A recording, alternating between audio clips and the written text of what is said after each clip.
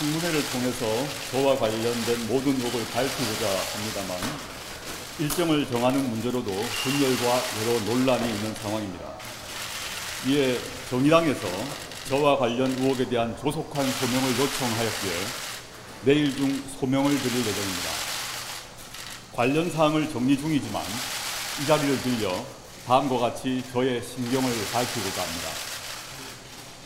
촛불 명예혁명 이후 높은 도덕을 요구하고 공정을 실천하는 시대가 우리 앞에 도래했습니다. 성숙한 민주의식을 가진 국민들에 의해 우리 사회는 곳곳에서 혁명적 변화가 일어나고 있으며 젊은 시절부터 오랫도록 꿈꾸었지만 어쩌면 이상일지 모른다고 생각했던 민주주의 시대가 현실이 되고 있습니다. 젊은 시절부터 정의와 인권에 대한 이상을 간직하며 학문 및 사회활동을 펼쳐왔고 민정수석으로서는 권력기관 개혁에 전념했습니다. 그러나 지금은 제 인생을 통째로 반성하며 준엄하게 되돌아봐야 하는 상황이 되었습니다. 개혁주의자가 되기 위해서 노력했지만 아이 문제에는 불철저하고 안이한 아버지였음을 겸허히 고백합니다. 당시 존재했던 법과 제도를 따랐다고 하더라도 그 제도에 접근할 수 없었던 많은 국민들과 청년들에게 마음의 상처를 주고 말았습니다. 국민의 형세에 맞지 않고 기존의 법과 제도에 따르는 것이 기득권 유지로 이어질 수 있다는 점을 간과했기 때문입니다. 국민 여러분께 참으로 송구합니다. 저의 불찰로 지금 많은 국민들에게 꾸지람을 듣고 있고 제 인생 전반을 다시 돌아보고 있습니다. 많은 국민들께서 제가 법무부 장관으로서 부족하다고 느끼시는 점 뼈아프게 받아들이겠습니다. 성찰하고 또 성찰하며 저의 부족함을 메우기 위해 국민의 목소리를 새겨듣고 저 자신을 채찍질하겠습니다.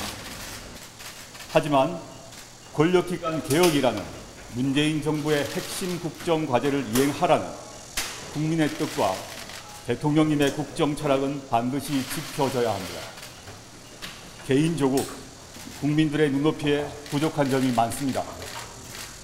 그렇지만 심기일전하여 문재인 정부의 개혁 임무 완수를 위해 어떤 노력이든 다하겠습니다. 저와 제 가족이 고통스럽다고 하여 제가 짊어진 짐을 함부로 내려놓을 수도 없습니다. 제가 지금 할 수 있는 최선은 국민들께서 가진 의혹과 궁금증에 대해 국민의 대표 앞에서 성실하게 모든 것을 다 말씀드리고 국민들의 판단을 받는 것이라 생각합니다. 인사청문회에서 주시는 꾸지람을 가슴 깊이 새기겠습니다. 지난 일을 반면교사 삼아 앞으로의 삶을 국민 눈높이와 함께 호흡하며 생각하고 행동하겠습니다. 감사합니다. 후보자 본인과 가족이 검찰에 고발된 건이 몇 건 있으신데 법무부 장관 후보자로서 한 말씀 부탁드립니다. 검찰에서 법과 원칙, 증거에 따라 수사할 것이라 생각합니다. 국민청문회가 법적 근거가 없기 때문에 또 다른 특권이 아니냐는 논란이 있습니다. 어떻게 생각하십니까? 저희가 제안한 바 없고요. 당에서, 정당에서, 정치권에서 판단할 것이라고 생각하고 있습니다. 그 결정에 저희는 따를 것입니다. 어제 장관으로서 여론조사에서 절반 가까이가 부적절하다고 나왔는데요. 어떻게 생각하시나요? 겸허히 받아들이겠습니다. 교수 시절 공인에 대한 비판은 허용되어야 한다라고 주장을 하셨습니다. 그런데 민정수석 때 후보자를 비판한 사람들을 형사 고소한 이유는 무엇입니까? 차이가 있습니다. 공인에 대한 비판 지금도 허용돼야 됩니다. 그러나 의도적으로 조작된 정보를 퍼뜨리는 것은 허용된다고 말한 적이 없습니다. 후보자에 대한 논란이 조작됐다라는 말씀이십니까? 네, 오선 내용을 한번 보시죠. 네. 촉불혁명 언급하셨는데 금요일에 촉불 집회가 있었습니다. 어떻게 생각하세요?